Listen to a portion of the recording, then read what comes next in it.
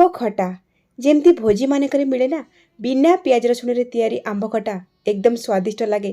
ठीक सेही भली आंब खटा आज आम तैयारी करबा घरे। एमिति तो आपण माने एहाको रुटी पूरी परोटा भात सहित खाइबे बहुत बढ़िया लागिवो, किंतु खास करिकी अरुआ भात घिया फोटा डालमा सहित यह खाइबा को बहुत बढ़िया लगी थाए। आंब खटा तो आपण माने घरे निश्चय बनै थिबे, किंतु थरे मो स्टाइल रे बनै देखंतु, आपण मानकु निश्चय पसंद आसीबो। नमस्कार, लता ओडिया किचन रे आपण समस्तंकु अनेक अनेक स्वागत। आज रही बिना पियाज रसुण रे तैयारी आंब खटा बनैया पई एठी मु नेची फ्रेश 500 ग्राम रो देसी आंब। आपण माने जे कोनसी भेराइटी रो आंब एठी नै परिबे। एबे हमें आंब को काटिबा। तो प्रथमे हमें आंबर डेम्फ को काटी नबा, तापरे दुई फाळ करिके आंब को काटिबा। तापरे आंब भितरे थिबा मंजी बा कोइल को एई भली भाबरे चामच रे बाहर करनबा। एठी मु आंबर चोपा थाई कि लम्बा लम्बा करके काटिकी नोची। आपण चाहेले आंबर चोपा बाहर करके निज पसंद रो शेप रे काटिकी नै परिबे, किंतु अत्यधिक आंब को छोट बा पतला करके काटिबिनी, नहले कण हबो आंब अति शीघ्र सिझी जिवो आ खटारे मिसी जिवो। आपण चाहेले एई भली लंबा करी काटि सला परे दुई खंड रे काटि परिबे एई भली शेप रे आपनको पसंद रे। तो दर्शक बंधु, आज रे रेसिपी जदि आपनको पसंद आसीबो वीडियो को लाइक करिवे, शेयर करिवे। चैनल रे जदि आपण माने नुआ ताले प्लीज सब्सक्राइब करनेबे। फेसबुक पेज रे देखुतिले फॉलो तो निश्चय करिवे। एई भली भाबरे मोटी सब आंब को काटिकी पानी रे पकेइची, जोथि पई कि आंब कला पड़िबनी। एठी आपण माने आंबर क्वांटिटी कम अधिया करके नै परिबे निज हिसाब रे। आकु साइड रे रखिबा, जिबा नेक्स्ट स्टेप को। एबे हमें आंब खटा पई गोटे मसलाटे रेडी करबा। सेति पई देखंतु एठी मु नेइची गोटे बडा चामच काला सोरिष, गोटे बडा चामच हळदिया सोरिष आ राग पई नेइची 3टा सुखिला लंका। एठी आपण माने केवल काला सोरिष बा केवल हळदिया सोरिष रे मसला को बनै परिबे। एबे हमें सुखिला मसला को मिक्सी जार रे दे देबा और सुखिला आकु गुंड करके नै आसीबा। एई भली प्रथमे गुंड करके तापरे मसला बाटले मसला एकदम चिकन होइकी बाटी हे थाए। मसला को गुंड करके नै आसला परे इथरे हमें आधा चामच रे दे देबा लूण। लूण देकी मसला को बाटिवा द्वारा हमर जो सोरिष मसला बेले बेले पित्ताले लागि थाए ना, सेटा लागिबनी। एबे हमें पानी देकी आकु चिकन करके बाटिकी नै आसीबा। सोरिष बटारे जे कोनोसी रेसिपी बनांतु ना काहेकि रेसिपी बनैबार गोटे घंटा आगुरु मसला को बाटिकी रखिबे, देखिबे टेस्ट भला आसीबो मसलार। तो ये देखो मसला तो आमर रेडी हो गला।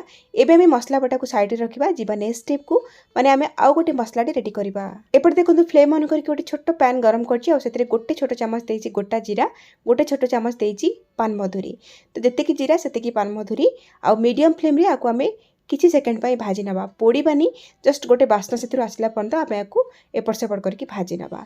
तो एटा भाजी हो गला। गैस रो फ्लेम को ऑफ करके ए मसला को हमें पूरा ठंडा करबा। ठंडा हो गला परे आमे हेमदस्ता रे देकी आकु दरदरा करके कुटी नबा। मु एठी 500 ग्राम रो आंब पई मसला सब रेडी करछि। आपण माने केते आंब नेइथिबे सेही हिसाब रे मसला कम अधिया करके नेबे। तो एठी देखंतु हमर ए मसला गुंड को दरदरा करके मु कुटी नेइछि। आकु हमें रखिबा साइड रे, जिबा नेक्स्ट स्टेप को। एपटे देखो फ्लेम ऑन करके बसेछि गोटे कड़ई गरम हो गला परे सेतिरे हमें दबा गोटे छोट चामच तेल। एठी मु बिना पियाज रसुण रे बनौछि, सेति पई राइस ब्रान ऑयल नेइछि। आपण माने रिफाइंड तेल भी नै परिबे, नाही तो सोरिष तेल रो मध्य व्यवहार करि परिबे। तेल गरम हो गला परे गोटे बड़ चामच काजू, गोटे बड़ चामच किशमिश देकी आकु हमें किछि सेकंड पई भाजी नबा मीडियम फ्लेम रे। ए खटा बनिया पई ड्राई फ्रूट्स बिल्कुल ऑप्शनल अछि, आपण चाहिले देई परिबे न देई परिबे, किंतु देले टेस्ट भला आसीबो। तो एठी देखंतु ये भाजी हे गला। ए सब को हमें गोटे प्लेट को बाहर करके साइड रे रखिबा। ए सब भाजिला परे हमर कड़ई रे टिके तेल अछि, सेही तेल रे हमें काटी रखिथिबा आंब को पानी रो छाणी के दे देबा। एबे हमें इथिरे दे देबा स्वाद अनुसार लूण। जदि आपण माने मसला बाटला बेले लूण पकेइथिबे ताले देखिकी लूण पकेइबे। एबे मु इथिरे दे दोछि आधा चामच रे हळदी गुंड आ गैस रो फ्लेम को मीडियम हाई रे रखुछि आ आंब को एपट सेपट करके 2 मिनिट पर्यंत भाजी नौचे। आंब को भाजिला बेले घोड़ेबा दरकार नहीं। आउ ध्यान रखंतु हाई फ्लेम रे केवल 2 मिनिट पई भाजीबा, अधिक समय भाजीबा बिल्कुल भी दरकार नहीं। तो ये देखंतु भाजी हो गला 2 मिनिट। एबे हमें बाकी सब इतरे जिंस ऐड करबा। तो एबे मिठा पई हमें दबा गुड़। एठी मु नेइछि 250 ग्राम रो गुड़।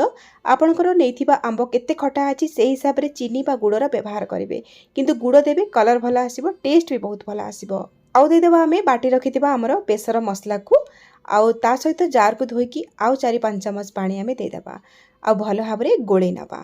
बेसर मसला को देकी बहुत समय पर्यंत कषिबा दरकार नहीं, केवल 1.5 मिनिट रु 2 मिनिट आमे एपट सेपट करिकी मसला को गोळेबा, जोथि कि हमर गुड़टा भी मेल्ट हो जिवो आ बेसर मसला भी अल्प टिके कषि हो जिवो। तो ये भाव में 1.5 मिनिट पर एथिरे आमे पानी ऐड करबा। तो ये आपन को जिते झोल दरकार खटारे से हिसाब रे पानी दियंतु। एठी मु 2 कप पानी दे देछि।